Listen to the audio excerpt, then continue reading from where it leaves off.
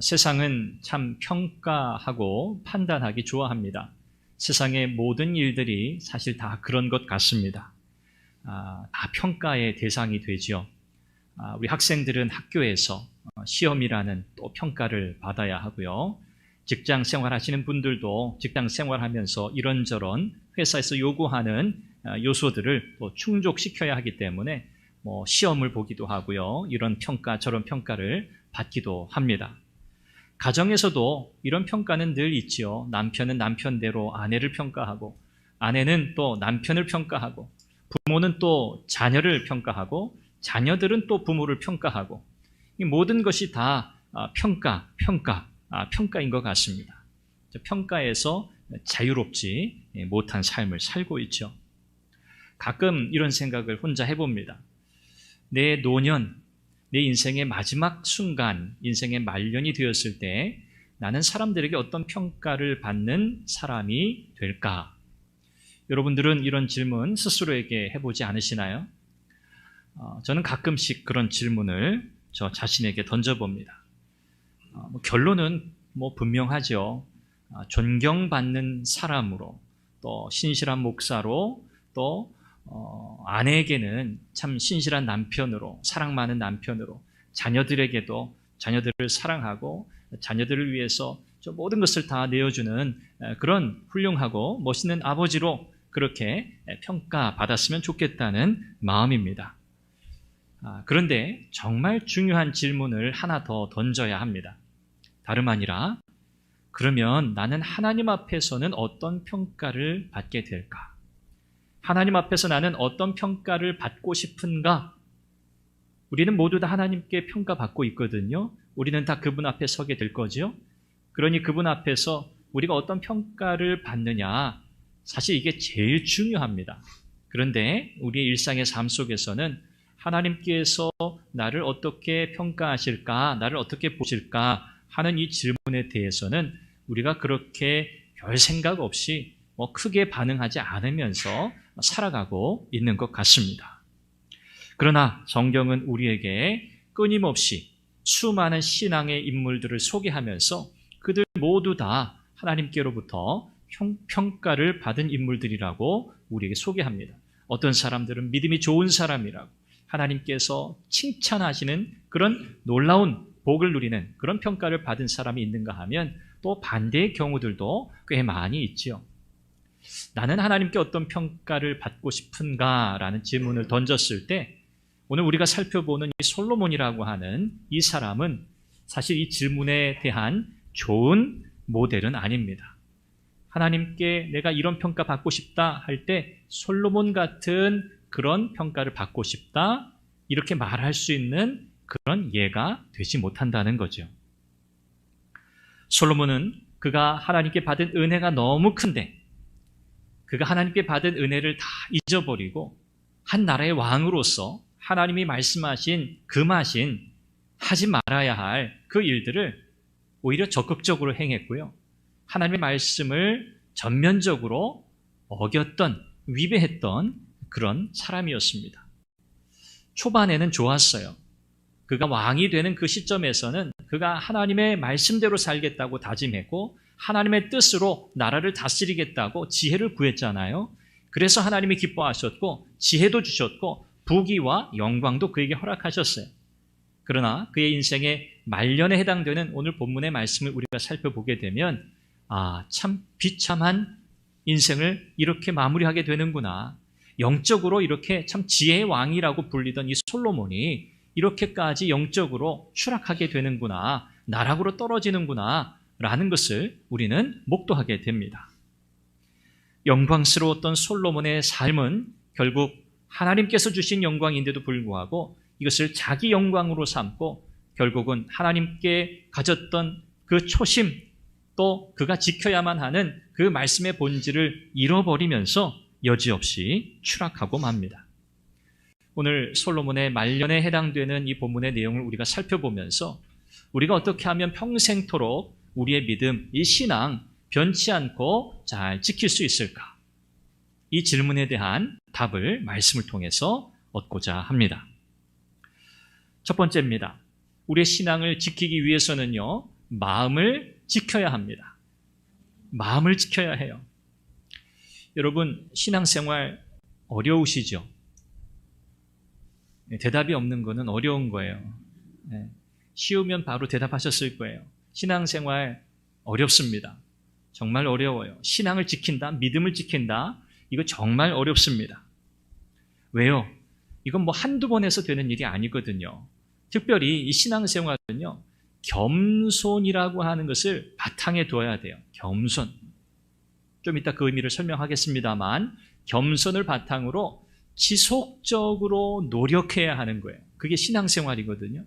그러니까 이 지속성이라고 하는 것이 늘 어려운 거잖아요. 공부도 그렇고, 뭐 운동도 그렇고, 뭐 우리가 하는 뭐 전문적인 일도 마찬가지지만 지속성을 가지고 변하지 않고 한다? 그것만으로도 이거 대단한 거거든요. 그래서 예전에는 우리 개근상, 이 의미가 굉장히 컸잖아요. 뭐 공부 잘해서 뭐 우수상은 못 받아도 개근상 받으면 야, 너 됐어. 그거면 됐어. 예전엔 그랬단 말이에요. 이게 그 사람의 성실함, 그렇죠? 끈질기게 해내는구나. 뭐 아프지 않아서 개근할 수도 있지만 뭐 몸이 좀 불편하고 아파서 뭐 결석할 수도 있죠. 어쨌든 상황이 어떻든 간에 그렇게 개근상을 이렇게 높이 쳐줬어요. 그런데 뭐 이제는 뭐 시대가 많이 바뀌어서 뭐 그렇지는 꼭 않습니다. 지속적인 노력이 필요한 것이기에 신앙생활은 쉽지 않다는 거예요. 이 솔로몬이라고 하는 사람, 여러분, 솔로몬은요, 처음부터 교만했던 사람이 아니었습니다. 그는 하나님을 정말로 사랑했던 사람이에요. 진짜예요. 그랬기 때문에 하나님께 지혜를 구했잖아요. 그런데 이 솔로몬의 처음과 나중이 달랐어요. 처음에는 그토록 하나님의 은혜를 사모했고 하나님의 지혜를 구했던 솔로몬이었지만 시간이 지나면서 하나님께 드려야 할, 온전히 드려야 할 그의 마음이 다른 여러 대상들에게 나누어지고 말았습니다. 마음이 나누어진 거예요.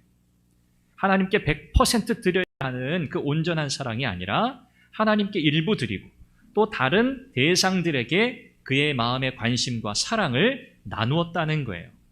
이것이 결정적인 원인이었습니다. 문제였습니다. 우리는 결코 자신의 신앙을 자신하거나 과신해서는 안 돼요.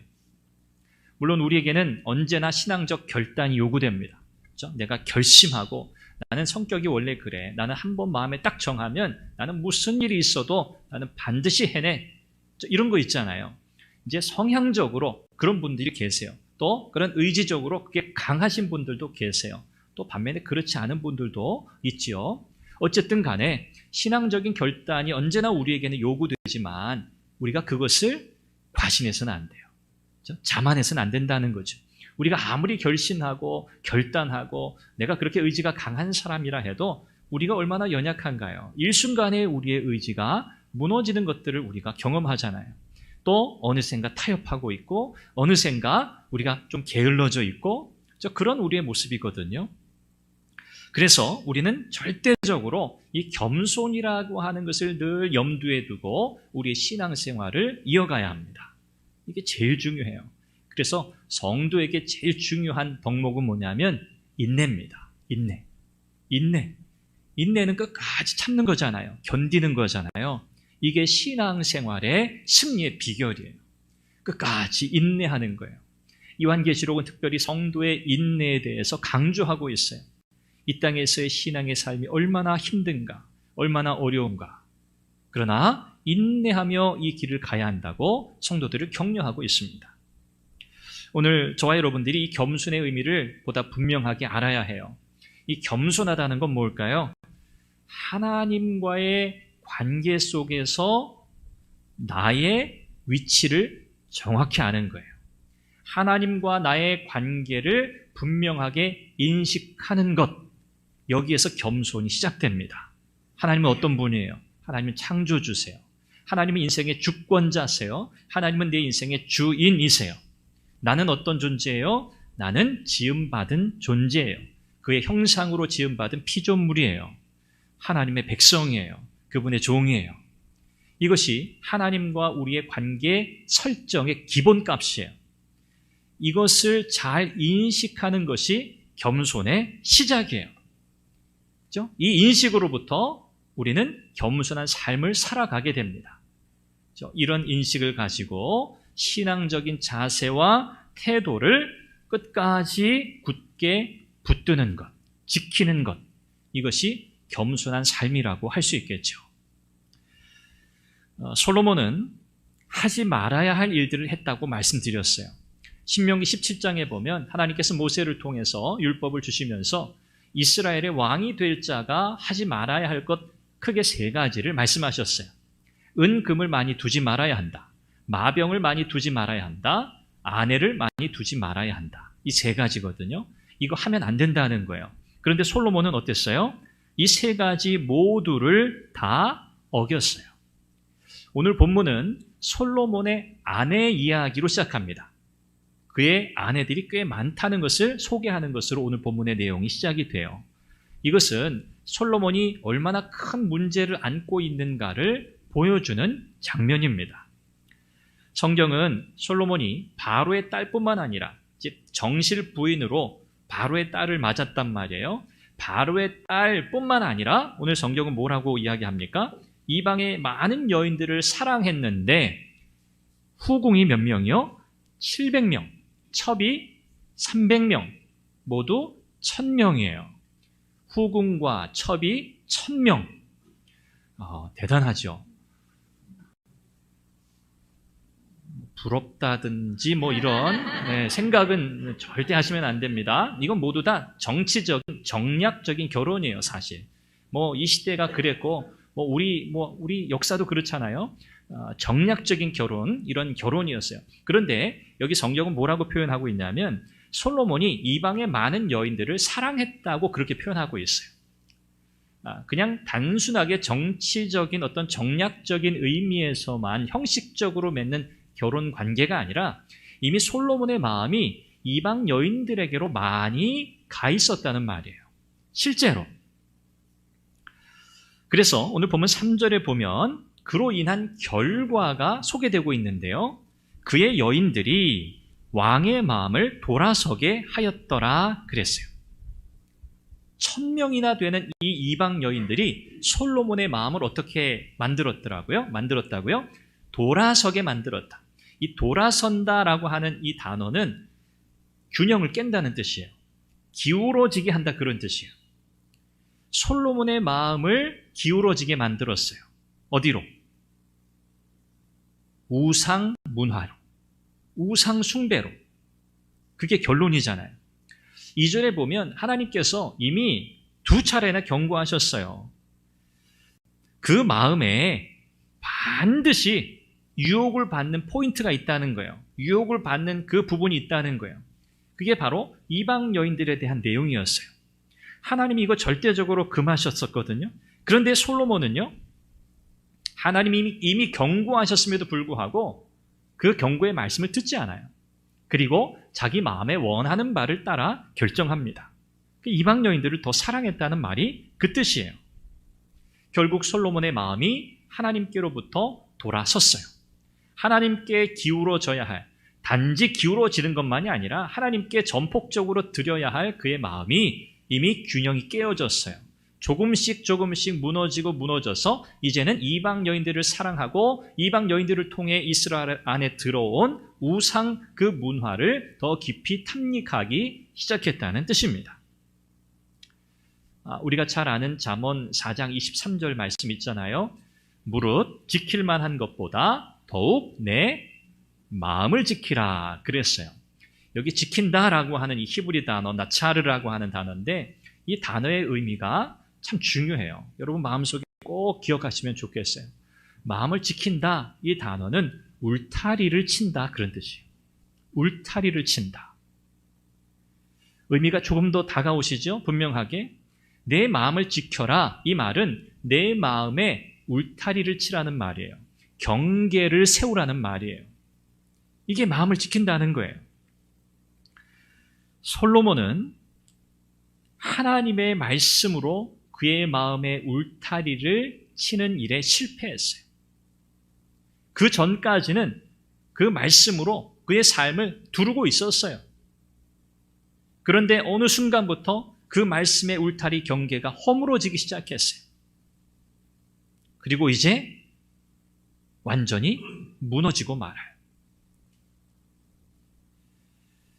하나님께서 모세를 통해서 이방 여인들과의 결혼, 통혼을 분명하게 금지하셨지만 솔로몬은 이것을 명백하게 위반했습니다. 솔로몬의 영적 추락의 가장 큰 원인이 어디 있다고요? 하나님을 향한 그의 사랑이 나누어졌다는 거예요. 하나님을 사랑하는 게 뭐죠? 하나님의 말씀을 지키는 거예요. 하나님 말씀을 지키는 거예요. 우리 주님께서도 말씀하셨어요. 너희가 나를 사랑하면 내 계명을 지키리라. 사랑은 추상적인 게 아닙니다. 뜬구름 잡는 게 아닙니다. 정신적 사랑이 아닙니다. 하나님 사랑한다라고 하는 것은요, 하나님 말씀을 지킨다는 뜻이에요. 지키는 사람이 하나님 사랑하는 사람이에요. 지키지 않고 말로만 사랑한다? 감정적으로 사랑한다? 아니요, 그건 사랑이 아니에요. 하나님은 그런 사랑을 요구하지도 않으셨고 그런 사랑을 받지 않으세요. 하나님의 사랑은 뭐라고요? 하나님의 말씀을 지키는 사랑이에요. 하나님 말씀에 순종하는 사랑이에요. 그 사랑을 하나님은 진짜 사랑이라고 인정하세요. 아마 솔로몬은 마음속에 아마 이런 자신감이 있었는지 모르겠어요. 내가 이방 여인들을 이렇게 내 아내로 1000명이나 되는 사람들을 아내로 삼아도 나는 결코 하나님을 떠나지 않을 것이다. 나는 하나님을 사랑하는 일에 실패하지 않을 것이다. 아마 이런 자신감이 있지 않았을까 싶어요. 그런데 4절 말씀 보면 어때요? 솔로몬이 나이가 많이 들었어요. 솔로몬이 나이가 많을 때 그렇게 표현하죠. 나이가 많을 때. 이 나이가 많다는 것은요, 분별력이 사라졌다는 거예요. 판단력이 흐려졌다는 그 의미이기도 해요. 이때에 그가 아내 삼은 이방 여인들이 솔로몬의 마음을 하나님께로부터 돌이켜 다른 신들을 따르게 했다고 말씀하고 있어요. 분별력이 사라지고 판단력이 흐려진 솔로몬은 이방 그 여인들의 요구를 뿌리치지 못했습니다. 요한일서 2장 15절 말씀하는 것처럼 하나님과 세상을 동시에 사랑할 수 없습니다. 하나님을 향한 그 사랑의 마음은 나뉘어져서는 안 되는 거예요. 그러나 하나님을 향한 이 사랑의 마음을 지키지 못한 솔로몬은 결국 어떻게 됩니까? 하나님을 위해 성전을 지은 자신의 손으로 이방 여인들이 섬기는 그 숱한 우상의 신전을 짓는 자가 되고 말았어요. 성전을 지은 손으로 우상의 제단을 세우는 자가 되었단 말이에요. 이것이 마음을 지키지 못했던 솔로몬의 비참한 말년이었습니다. 두 번째, 우리 신앙을 지키기 위해서는요, 혼합주의를 경계해야 합니다. 혼합주의. 하나님께 온전한 사랑을 드려야 해요. 하나님에 대한 사랑은 온전해야 한다라고 할 때 이 온전하다는 것은 어떤 의미일까요? 이것은 전적인 신뢰와 순종을 의미합니다. 내가 하나님을 온전히 사랑합니다. 그 말은 내가 하나님을 전적으로 믿습니다. 내가 하나님께 전적으로 순종합니다. 이럴 때 우리는 온전하다 그렇게 표현해요. 솔로몬이 영적으로 무너진 근본적 원인 이미 우리는 살펴보았어요. 하나님께 드려야 할 온전한 사랑이 나뉘어졌기 때문이라고요. 자, 그런데 보세요. 솔로몬이 하나님을 완전히 버렸습니까? 아니에요.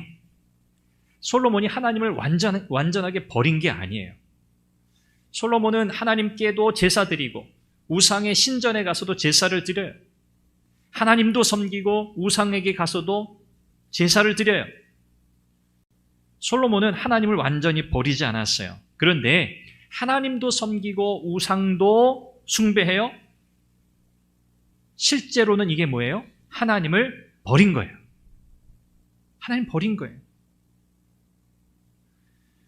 내가 언제 하나님을 떠났습니까? 그래도 내가 다리 한쪽은 걸치고 있었잖아요. 그래도 내가 교회 한 구석에는 내가 뭔가 연결고리를 내가 하나 이렇게 걸치고 있었잖아요. 나는 교회를 떠나지 않았어요. 나는 하나님 떠나지 않았습니다. 아니요. 그래봤자 소용이 없어요. 하나님도 섬기고 세상의 다른 것도 하나님과 같이 섬긴다면 그것은 곧 우상숭배로 하나님을 간주하세요.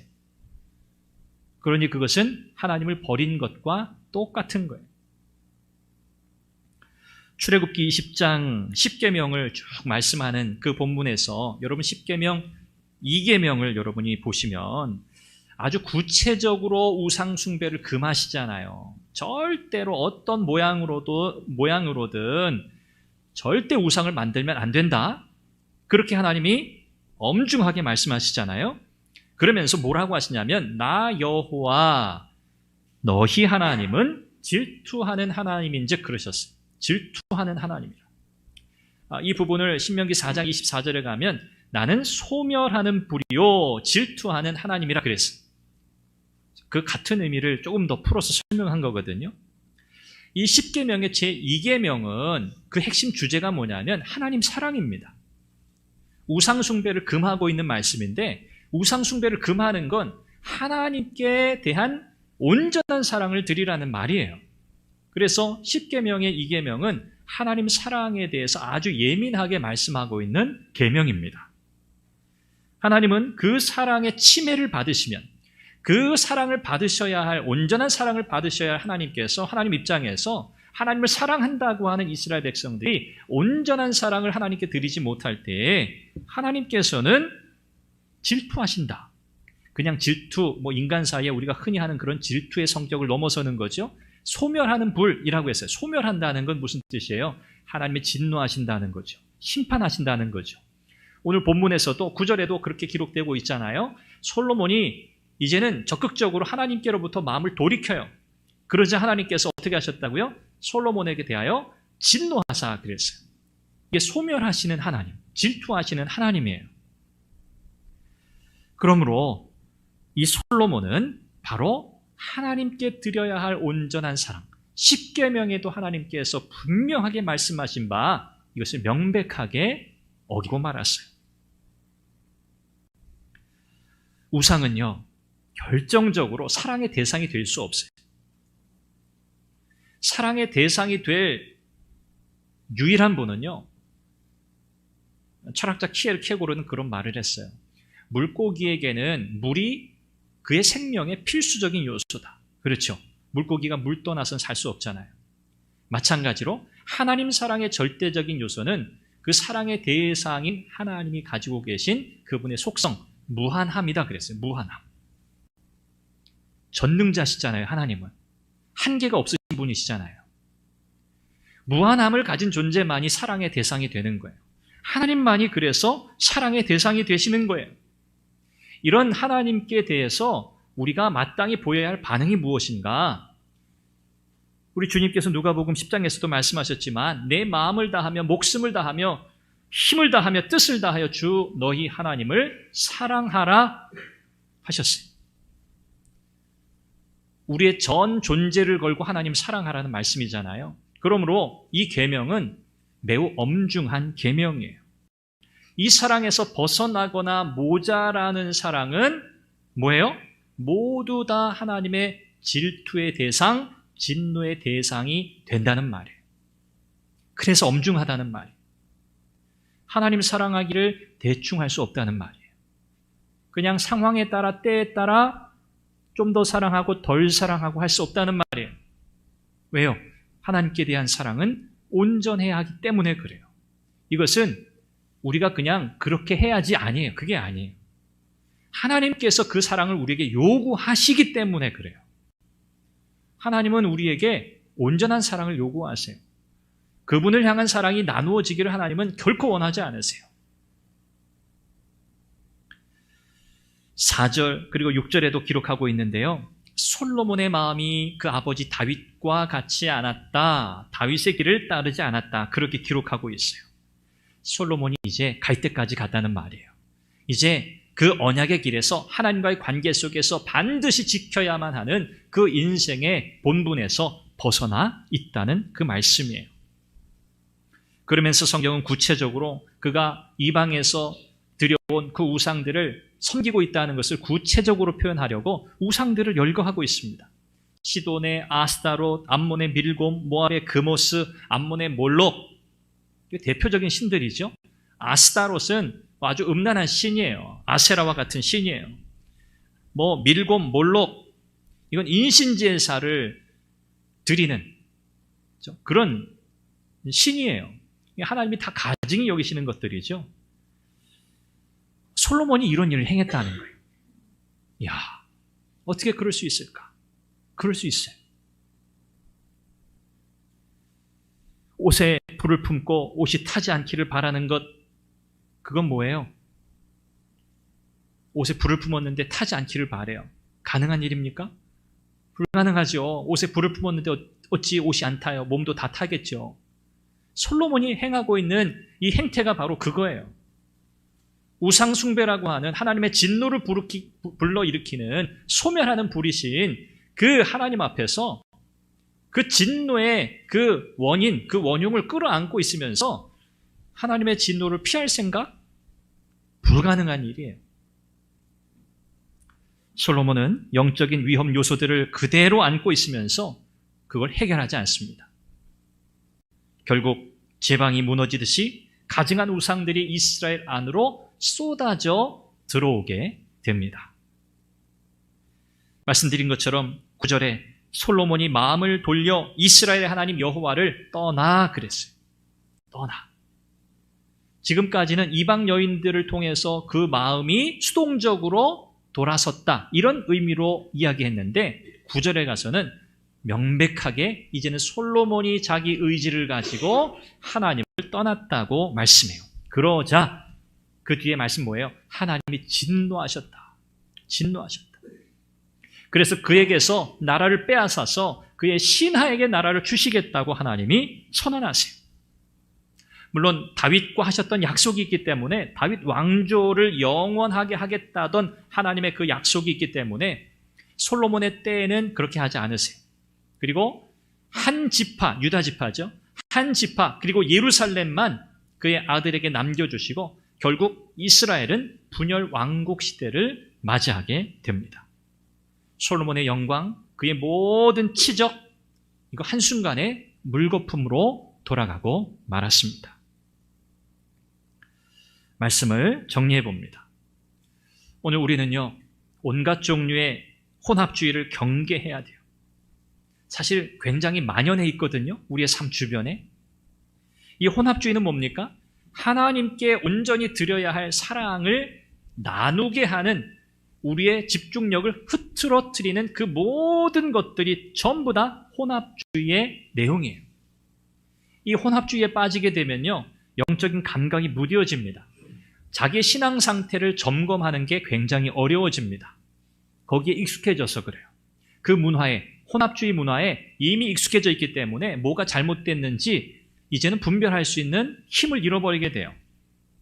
성경의 수많은 인물들이 이 혼합주의 때문에 어려움을 겪었어요. 사울도 그랬고, 솔로몬도 그랬고요. 이스라엘 백성들 전체가 다 그랬어요. 이 모든 이방 문화 속에서 결국 그들이 어때요? 그것을 뿌리치지 못하고 그것을 다 받아들이고 나니 남은 건 뭡니까? 하나님의 징계뿐이에요. 나라를 잃어버리게 돼요. 나라를 빼앗겨요. 예루살렘 성전이 무너져요. 수백 년을 포로로 살아요. 이런 엄청난 비극의 역사가 이스라엘 가운데 일어났습니다. 우리 안에 있는 영적인 위험 요소들을 우리가 제거해내지 않으면 삼키움을 당할 겁니다. 삼키움을 당해요. 죄라고 하는 것은요, 절대로 적당히 관리할 수 없습니다. 여러분 다 아시잖아요. 죄가 우리에게 호의적이든가요? 물론 처음에는 호의적이에요. 왜? 우리를 유혹해야 되니까, 넘어뜨려야 되니까 우리에게는 매우 매력적인 것으로, 호의적인 것으로 다가옵니다. 그러나 죄는요, 결국은 우리를 무너뜨려요. 하나님의 백성들은 거룩하지 않으면 망한다. 이게 성경의 결론 중에 하나예요. 하나님의 백성들은 하나님의 백성답게 살지 않으면 하나님이 징계하신다. 이게 성경의 결론이에요. 작은 틈 때문에 전부가 무너질 수 있습니다. 하나님께서 야, 이거 하면 안 돼? 절대 안 된다? 그거 하면 안 되는 거예요. 아유, 제가 생각해 볼 때는 괜찮은데요? 이거 별 문제 없겠는데요? 아니요. 내가 괜찮다고 되는 게 아니에요. 하나님이 하지 마, 경계로 말씀하신 것은 안 하면 되는 거예요. 아담과 하와가 그거 실패한 거잖아요. 인류의 비극이 거기서 시작된 거잖아요. 하나님 하지 마, 먹지 마. 너 반드시 죽어. 했는데 먹었어요. 내 생각에는 내가 보니까 괜찮거든. 오늘 사탄의 유혹이 우리에게 이렇게 다가옵니다. 아, 내가 보니까 괜찮은데? 내가 생각해 보니까 괜찮은데?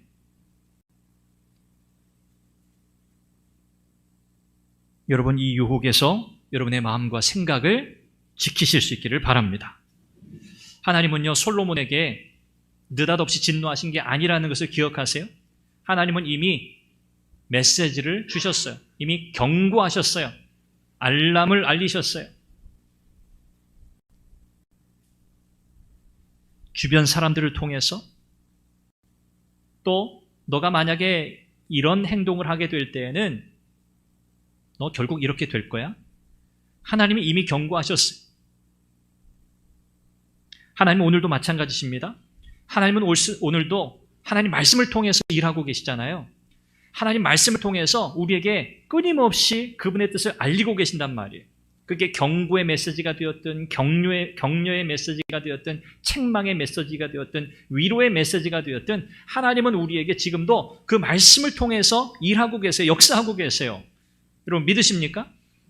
우리가 이거 믿어야 돼요. 하나님은 말씀을 통해서, 기록된 말씀을 통해서 지금도 그분의 일을 이루고 계신다. 우리가 이 사실을 계속 기억해야 돼요.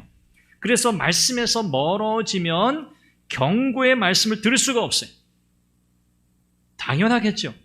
하나님이 경고하시는데 그 경고의 메시지를 말씀을 통해 주신단 말이에요. 그런데 말씀에서 내가 멀어져 있어요. 말씀과 상관없이 살아요. 그러면 하나님의 경고의 메시지를 들을 길이 없는 거예요. 그러다가 느닷없이 하나님이 징계하시면 하나님 이러실 수 있느냐고 그렇게 나오는 거예요. 하나님의 말씀 가까이 해야 할 이유가 여기 있어요. 또 말씀에서 멀어지면요, 주변의 신실한 믿음의 사람들이 주는 신앙적 권면에 대해서 민첩하게 반응하지 못합니다. 아이, 또 잘난 척하네? 이렇게 듣게 돼요. 이렇게 듣게 돼 있어요. 내가 뭐 그 말씀 모르나? 이렇게 돼 있어요. 하나님의 말씀에 민감하게 반응하는 분들은 영적으로 깨어있는 분들이에요. 말씀에 늘 가까이 있어야만 이런 영적인 센서가 작동해요. 여러분 반드시 기억하셔야 돼요. 말씀으로 여러분의 영적인 상태를 늘 점검하시기를 바랍니다. 여러분의 마음 중심을 하나님께로 늘 향하게 하셔야 돼요. 그래서 오늘의 결론입니다. 하나님의 말씀으로 여러분 마음의 울타리를 든든히 세우십시오. 말씀의 울타리를 세워야 돼요. 조금 깨진 곳이 있어요. 조금 틈이 생긴 곳이 있어요. 보수하세요. 보수. 말씀으로 채워 넣으세요. 사탄이 감히 깨지 못하고 파고들지 못하고 우리를 넘어뜨리지 못하도록 하나님의 말씀에 검으로 무장하시기를 바랍니다. 말씀을 가까이 하시면서 여러분 안에 있는 혹 영적인 위험 요소가 있지 않은가, 하나님께 드려야 할 온전한 나의 마음이 혹 다른 것에 나뉘어져 있지 않은가, 여러분 그런 것들이 있는지 없는지 잘 살피시고 발견되는 즉시 여러분 하나님 앞에 내려놓고 제거하시길 바랍니다. 이것이 우리의 신앙, 우리의 믿음을 지키는 길입니다. 기도하겠습니다. 우리 한 목소리로 기도하죠. 하나님, 하나님의 말씀으로 우리의 마음의 경계를 세우게 하옵소서. 날마다 하나님 말씀에 가까이 하며 영적인 위험 요소들을 철저히 제거하게 하시고 나의 영혼을 늘 살피고 돌아보게 하옵소서. 하나님 말씀에 순종하는 것이 하나님을 사랑하는 것인 줄 알고 말씀에 더욱더 창념하게 하여 주옵소서. 우리가 이 제목으로 기도하겠습니다.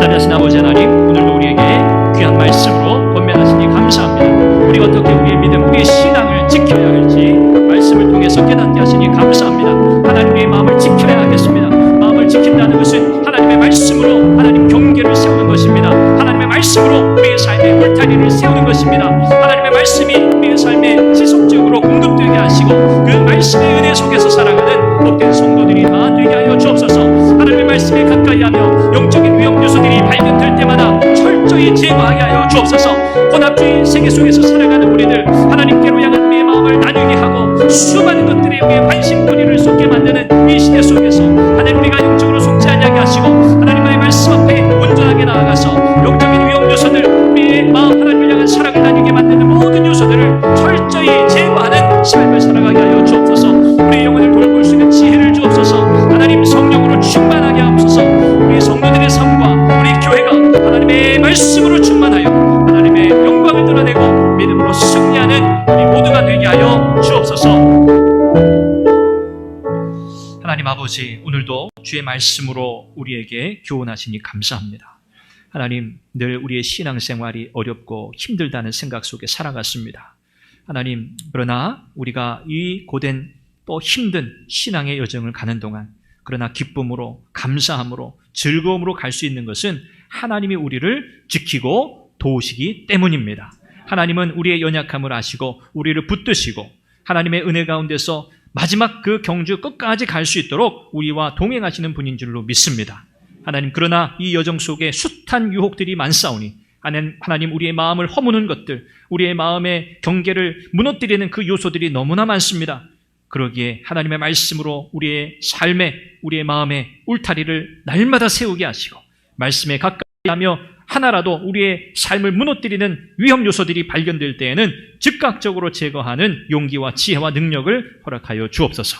우리의 신앙을 잘 지켜 이 믿음의 여정 끝까지 잘 가도록 도우시고 하나님 앞에 나아갔을 때 그래, 너 참 잘했구나, 너 믿음의 삶을 잘 살았구나, 그렇게 평가받는 우리 모든 선한교회 믿음의 지체들 되게 하옵소서. 예수님의 이름으로 기도합니다. 아멘.